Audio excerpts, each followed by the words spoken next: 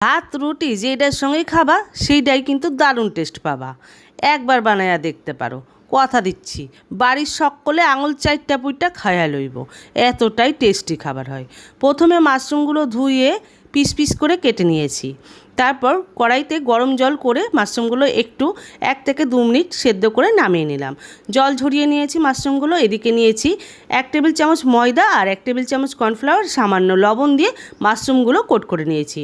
কড়াইতে বেশ কিছুটা পরিমাণে রিফাইন তেল গরম করে ওই মাশরুমগুলো দিয়ে হাই ফ্লেমে লাল লাল করে একটু ভেজে তুলে নিয়েছি। তেলের মধ্যে দিলাম কিছুটা পরিমাণে রসুন কুচি আর কিছুটা পরিমাণে কাঁচা লঙ্কা কুচি। ওগুলো একটু হালকা ভাজা হয়ে গেলে দিয়ে দিলাম পেঁয়াজের পাপড়ি।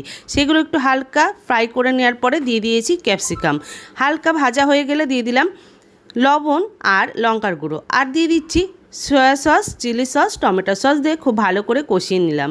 দিয়ে দিলাম স্বাদ অনুসারে অল্প পরিমাণে চিনি। তারপরে ওই ভেজে রাখা মাশরুমগুলো দিয়ে খুব ভালো করে কষিয়ে হাফ বাটি জল দিয়ে দিলাম। তারপরে খুব ভালো করে ফুটিয়ে নিয়ে নামিয়ে নিলাম।